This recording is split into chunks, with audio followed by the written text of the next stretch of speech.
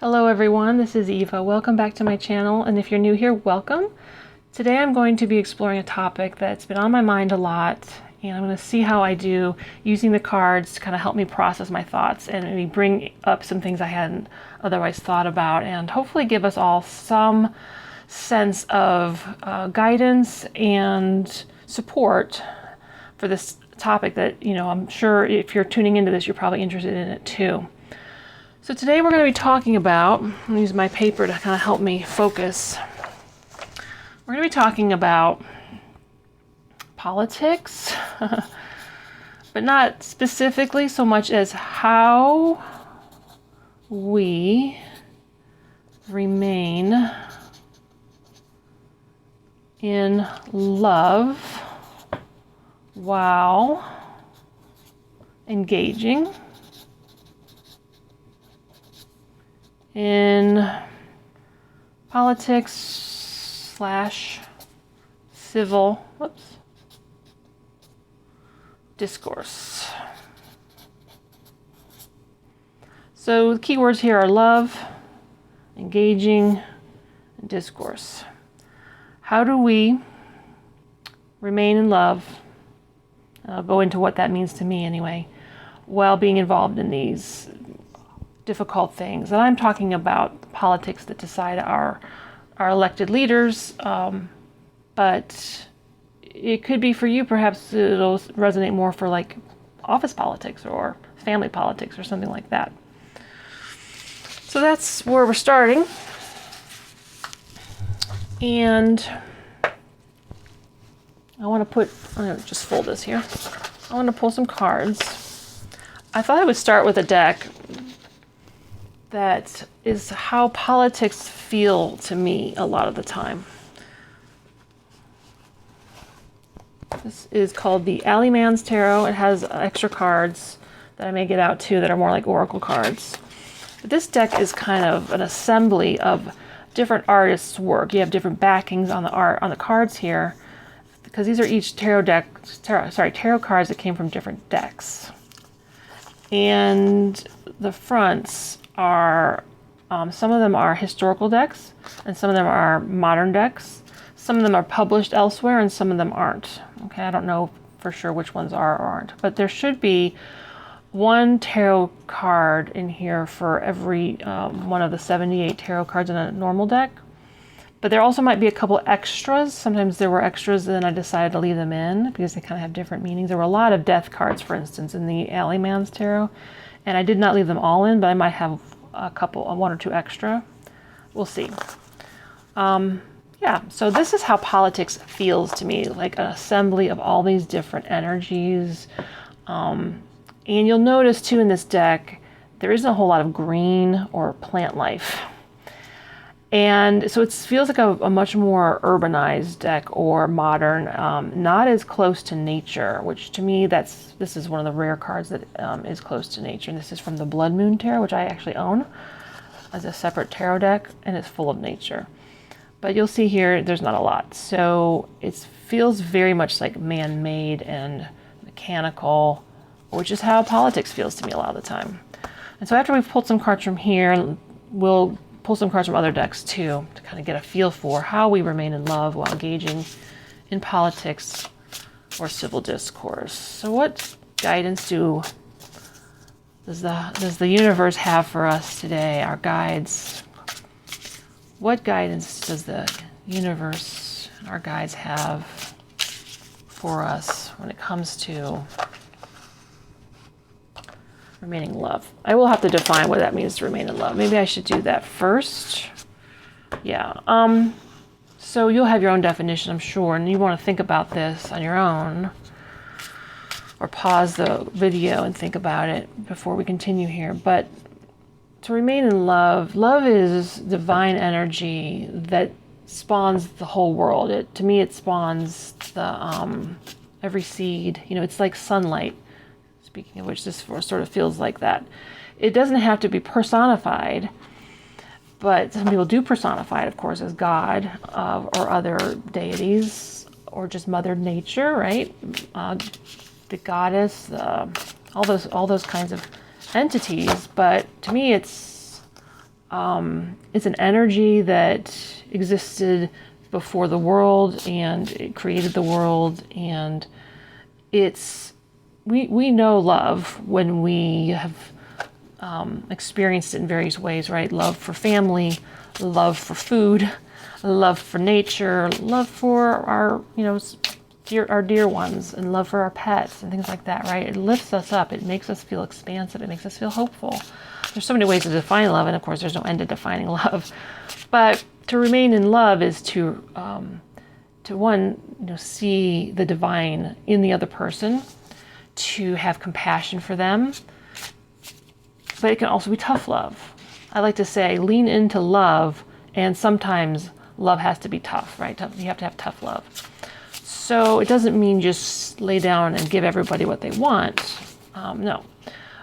But it is about wanting the best for everyone, I think. Wanting everyone to be healthy and whole and happy and expanding their own lives, right? So when we're discussing things to do with politics, it's very easy to lose sight of this. I think we've all probably experienced that. And yet, if we're tuned into this video, chances are you want to get better at holding on to that while you're talking politics, right? Politics, I'm going to underline politics too, because this is the tricky part, right? This is the part that throws us off. We can talk all day about anything and not lose sight of love, but it's when we start talking politics that we lose sight of love, right? And at this time in the U.S., we're heading into the end of our long cycle of election season. It's been an up and down roller coaster if you've been paying attention, and I don't pay attention to it closely. There's definitely people online who pay attention to it a lot more. But I'm just thinking about how maybe I shouldn't be shuffling while I'm talking so much, in case that's hard for you to hear. Sorry about that. It just, it's a habit. But wherever you live, and I am mindful that people watch YouTube from all over the world, and I think that's really cool and wonderful, and I would love to hear more about your politics. But here in the U.S., it's been dragged out for such a long time with, candidates entering it probably back in 2022, 2023, and long primary seasons, and then, all the extra stuff going on with the legal things against Donald Trump and so forth. It's just been a lot of ups and downs. So, if you've been paying attention to the U.S. politics, things are extremely volatile and polarized. And I am old enough to know that that's not the way it has to be. That's not the way it always has been. But it certainly was that way back in the 60s, which is before my time. And it's okay that it's cycling back again if it means it brings about good changes. But we have to figure out a way to, share sometimes what we want to see in our rulers. We can't just stay out on the sidelines and never get involved, never engage, because it really does make a difference who you elect. It really does most of the time. So it's important that we pay some attention and that we advocate for what we want to have happen. But it's also so easy to get into fighting mode. I believe that a lot of us are born to be fighters.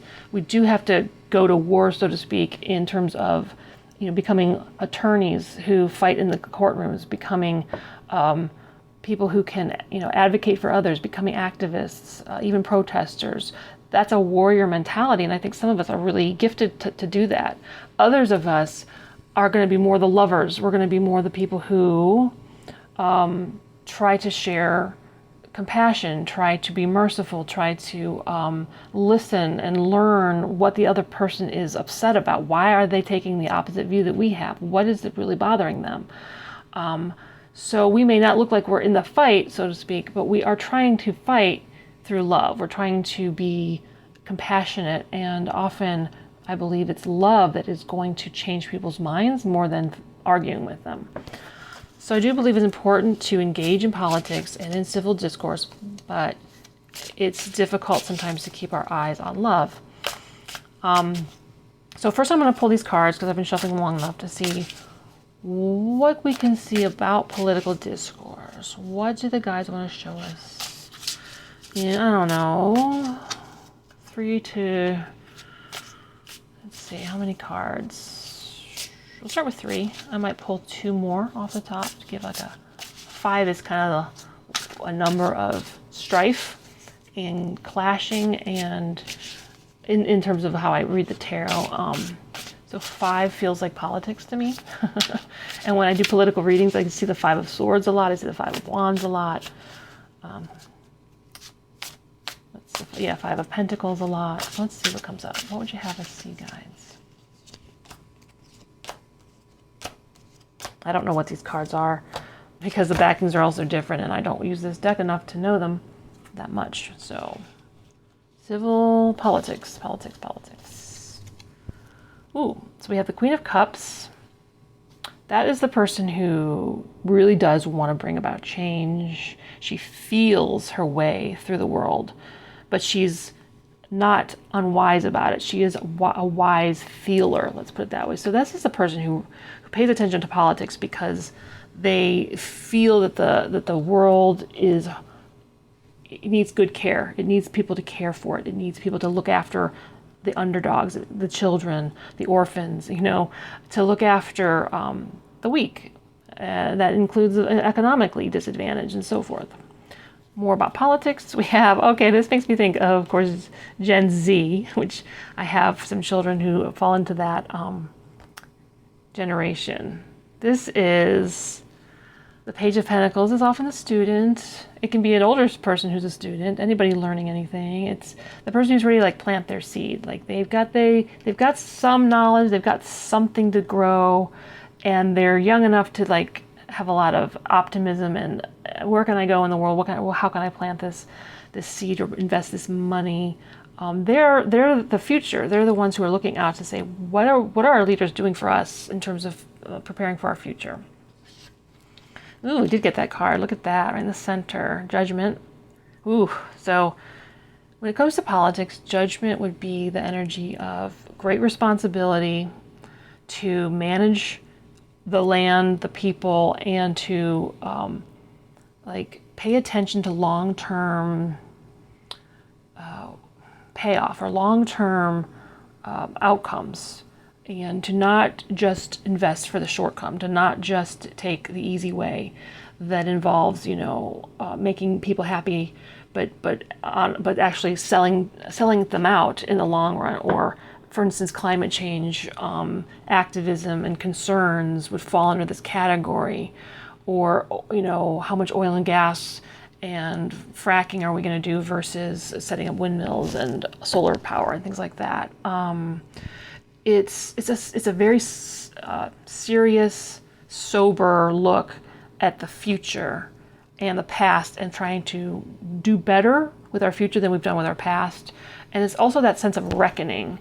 What's the reckoning going to be for your actions today? What's the reckoning going to be for our leaders who don't do the right things by their people and their countries? Is there going to be a reckoning for them?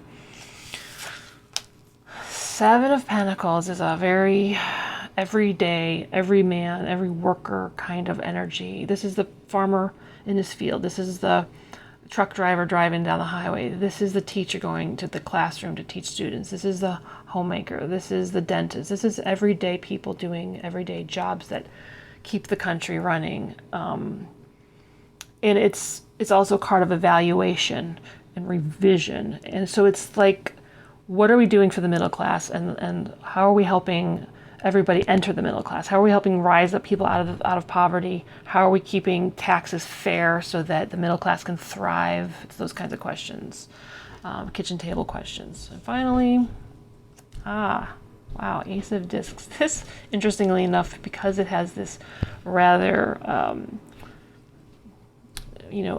Eastern religious connotations of, I get a strong sense of Hinduism here. It could be foreign policy. It feels like foreign policy to me. Where are we investing ourselves out there beyond our border? And receiving. It's trade as well. It has a sense of receiving, trade. China comes through here with the tiger, I think, here. There's a sense of competition with the world. So we have a lot going on here in our political cards. I like these. And perhaps one of these you've sort of identified with more or less, or perhaps one of these gets you feeling contentious more or less. I could lay out 5 more cards and we'd have 5 more things to talk about with politics. It's kind of tempting to do that. Let's pull a couple more right off the top just for fun. Excuse me, just for fun. Ooh. 2 of Swords. That's the sense of the chopping block. This is like a guillotine. I don't know if you can see the blade up here and the blade down here. But that's, in politics, that's like cutting, any kind of cutting. You know, I hear cutting deals, but I was also hearing, you know, chopping, cutting people out, ending their careers. Politics can be, very, as we know, very cutthroat. Right, cutthroat. There we go. We have some cats, it looks like. This is the 3 of Cups. This is that sense of things working well, when you celebrate your wins, when your team wins, when, you know, your party gets a win, when, you know, the Congress passes something also that is good for the people. This is also victory. So now we're getting a little bit of redundancy here. This is everything going well. This is what you want in politics. This is everybody getting along and good outcomes and, you know, good budgeting well and living, you know, everything turning up roses, which you don't really see in politics. One more. Okay, here we have a wonderful old card from an older tarot. There's a lot of older decks that are really fascinating to study a bit. From, it looks like the Marseille style, but I could be wrong. And I can't even see. I think this is, okay, this is a wand suit. This would be the Knight of Wands. So, okay. This is a bit of the firebrand. This is a bit of the, when I ever see these cards, even though they're probably based more in the Renaissance era and later, like we're talking Italian Renaissance time frame or later, 1600, I mean, anywhere from the 1400s up to the 1700s. That's a very revolutionary time, a very time of tribalism, you know, national entities going, kings and queens and emperors and so forth, battling out against each other.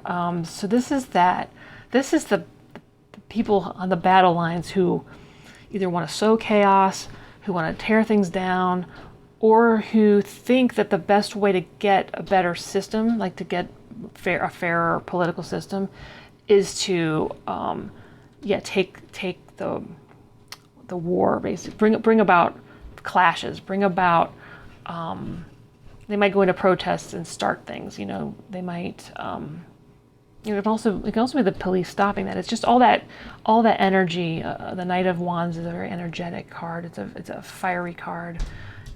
It's a card of, the Crusader. Okay, that's fun. So, okay, we've looked at what politics feels like. I hope you can see these. Let me just double check that. That looks decent. Now that we've kind of felt our way back into what politics feels like, I want to pull a few cards to talk about how we navigate these with love. And I thought of a deck that might work for that, the Amenti Oracle. This is 42 ideals of smhyp in daily life. So it's about doing the right thing that keeps our hearts light.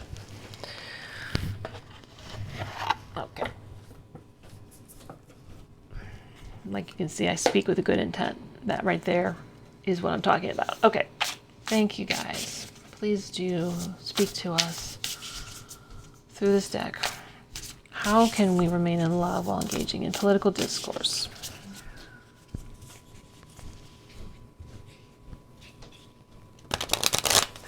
Thank you, guys.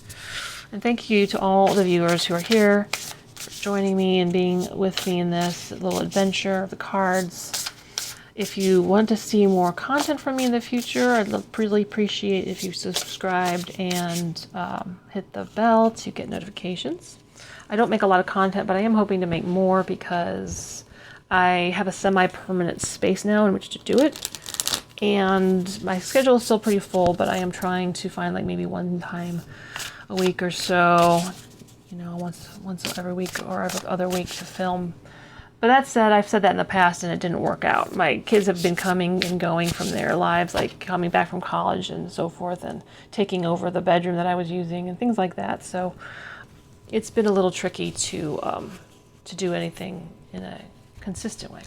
Okay, thank you, Spirit. What would you have us see about speaking rightly? And the big thing about remaining in love, I think, one point I want to make is what I'm learning is that we all have a heart center. We have, you know, we have a love center, you could say. And if you work with the chakras, you get to know kind of how different things feel in your body and how love feels in your body. You pay attention to your heart chakra. And so I've been learning to process, almost like a filter at the center of your body, from the top, you know, where the crown chakra is, down to the feet. You can think of your heart center as like the central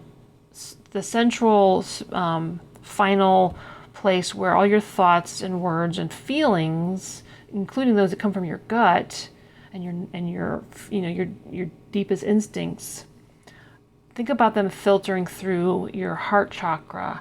And your heart chakra kind of your heart chakra in some ways is where the divine and your baser instincts all meet up for you to love, like to love it all, to love all of that through your heart. And then we want to, you know, speak after things have kind of been vetted or okayed by our heart. Our heart says, yeah, I can say that. That's a wise, loving, true thing to say. Or no, that's really not coming from love or wisdom. Let me hold off on saying that.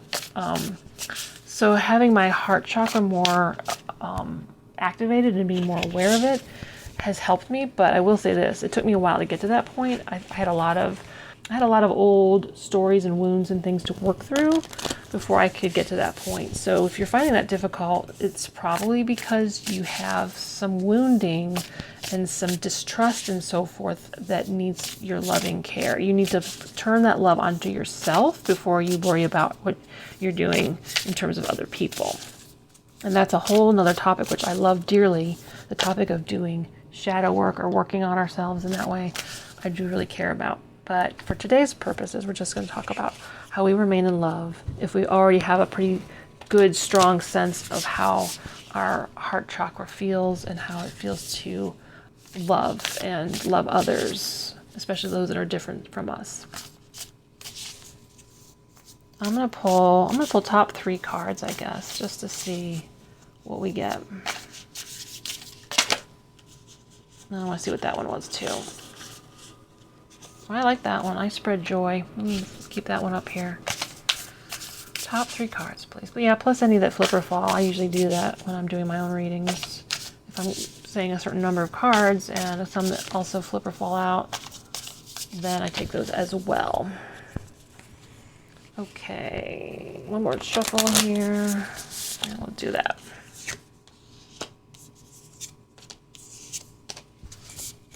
Okay, what do we got? I give blessings. I create harmony.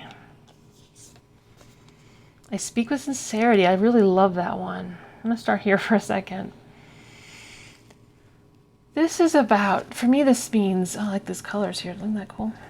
This hit me in my gut when I turned it over and I read that. Because so often when we're talking politics, it's easy to kind of get in our head and think, I want to make these talking points. Oh gosh, you know, they're completely missing the point, or the other person is completely wrong. You know, they have the wrong information, all that sort of thing.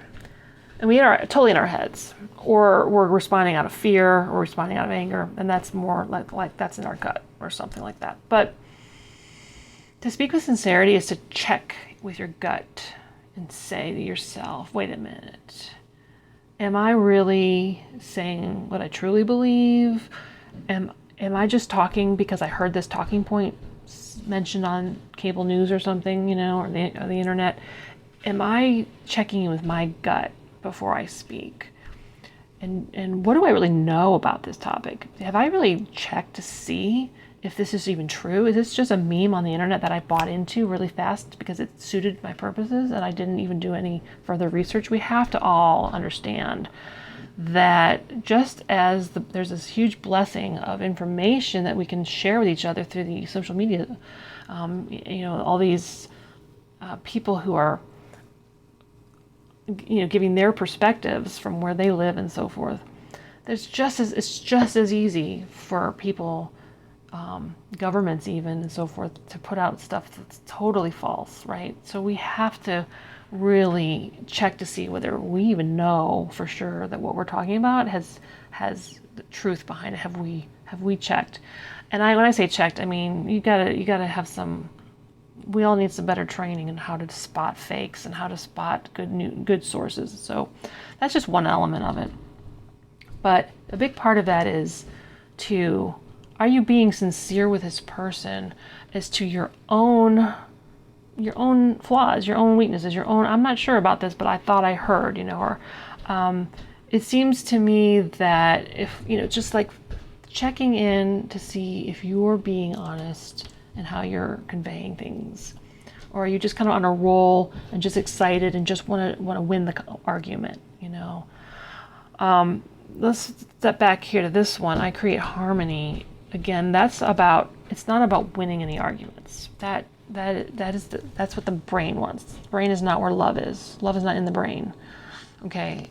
So the brain is constantly arguing and constantly trying to one up each other. You see this constantly between, if you watch things, say on YouTube, when the liberal media is completely trashing the Republicans and the conservative media is completely trashing the Democrats. It's ridiculous. And this is U.S. politics, but this is probably true where you live too. That's not harmony. That's not love. Okay, so that's what they want to do. They're trying to one up each other, trying to be the smartest person in the room. And yes, they're trying to get facts across too. And I totally think it's important that we be engaged. I think these are very important things we're talking about. It's just that the way we're talking about it isn't helpful. It isn't really bringing anyone to our point of view. But harmony does. Harmony says, you may be really smart about mechanics and your garden and raising your kids and, being a dad or being a mom and or being a teacher. Like, you're probably great at those things. But do you really know economics that well? That's a harmonious way to enter the subject. You've just praised them. You've just seen them as a human being. You've said, I see you. I see you have strengths. I see you're smart. But that doesn't mean you know everything, just as I don't know everything. So it's like, I've actually studied economics, or I've actually been in law school, or I've actually, and I'm going to tell you what I know. So harmony says, I see you. I see the divine in you. I recognize that you have something valuable to offer, but I also have something valuable to offer. Will you listen to me? Will you hear what I'm saying? If we acknowledge that they have something valuable, then they're more likely to hear us as having something valuable too. That's just another single example of that. Let's move on to I give blessings. That sort of speaks to what I was just saying. I bless you. I see in you good things. Start with that. Start with what you see in that person that's actually wonderful, beautiful, smart, talented. That opens them up to listen to more. When you praise them for what you genuinely, sincerely see about them, that opens them to hearing something that they might not, because obviously you have good discernment. If you can see that they're a great auto mechanic, or there's really a great coach or something, they're a great, ballerina, whatever, and you say, I love this about you. This is fantastic, but you might not know what I know about what I've seen by working for the governor's office, or, you might have a chance to bless them and share what you know at the same time. I'm sure there's more that will come to me if I stop a moment to think, but I want to move on to this one too. I spread joy. That's funny because this is a key word in the U.S. election right now. It's been coming out of all the celebration that Democrats feel with Kamala Harris and Tim Walz on the ticket, and how they're trying to focus on the positives to a large degree. And I think we all just feel a great relief that we've gotten through this difficulty around the question of Biden's age and so forth. And yes, I say we because I don't necessarily need to be in either party. I have spent time voting for the different parties, but I don't really consider myself a true independent either because I lean more to the liberal side of things. But I'm not opposed to hearing the wisdom that comes from the conservative side of things. Also, it's just that nowadays, even conservatives would say that the conservative party isn't very conservative, and it's really not about conservative politics anymore. So it's more to me, it's more the Trump party than the Republican Party. So spreading joy is more than just one campaign, obviously. And I hope I didn't lose people for that, but it's more than one campaign. It's the sense of not only are we human and we're together trying to get through our kitchen table issues, and most of us are middle class or lower class, and we need to just get by, right? We're trying to more than get by. We're trying to save, and we're trying to do the things we care about and start our dreams, right? But we want to spread a sense that we can expand into more than just getting by or just the same old, same old. We can actually believe that people can come out from homelessness, for instance, that people can become citizens who've maybe felt denied a pathway to citizenship, that we can love who we want to love without it being policed. I don't want to get too political per se, but I'm just saying that whatever you feel is joyful does not put restrictions on people. Can you think of a situation in your life where joy meant putting a restriction on the same people that you're enjoying? Like if you're in joy with your family, is that about putting restrictions on them? About telling them they have to, go to bed at 9 p.m. and they have to clean up their room, and that's not where we're really, those things, getting those things done can bring joy. And I'm all for having routines and doing chores in the family, but the real joyful moments come from when we relax and we open up and we smile and we laugh and we tell jokes and we cook together, or we watch a movie together, or go for a walk together, or we travel together. Whatever we love doing, it's expansive and it opens us up. It doesn't close us down. So a lot of these laws that people are afraid of, it's because it feels like a constriction. And so love to me is not confining and constrictive. It's expansive and opening. Oh, I think that's a pretty good start for today. I'm pretty happy with that. Gosh, I'm just tempted to pull a card from nature. Let's go ahead and do it. Is this the one I want? Is this the one I want? I think I'll just go with the flowers.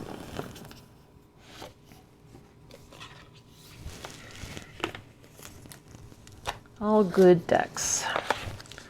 All right, let's just see what comes out from the flower deck. I have another flower deck that I also like, but it's not nearby. This one includes a place as well.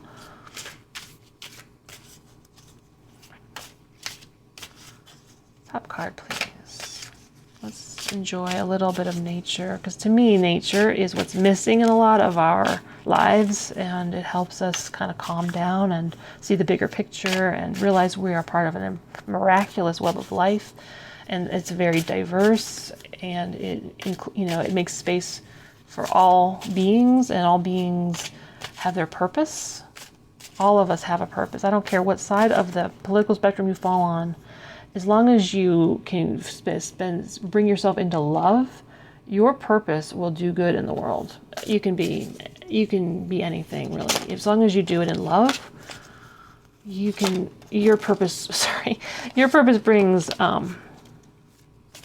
good in the world. Wisdom. Okay, well, isn't that beautiful? Magnolia. One of my children loves the magnolia. It's their favorite flower, so that makes me happy to see that. Now, I love the number 44. I love all 4s and 1s. Wisdom is all these cards here. This is the deck of wisdom, basically, the Amenti Oracle. Bring the ancient wisdom of Ma'at to the modern world with the Amenti Oracle. Uncover the mystical power of timeless ideals. Built on the wisdom of the emerald tablets, these beautifully designed oracle cards will spark the imaginations of contemporary soul seekers. Learn to cultivate a heart that is light as a feather. Learn to stay in love. That is our wisdom for this day. Thank you so much for joining me. I hope this was helpful and inspiring, and I look forward to doing this again soon. And until that time, take care. Goodbye, everyone.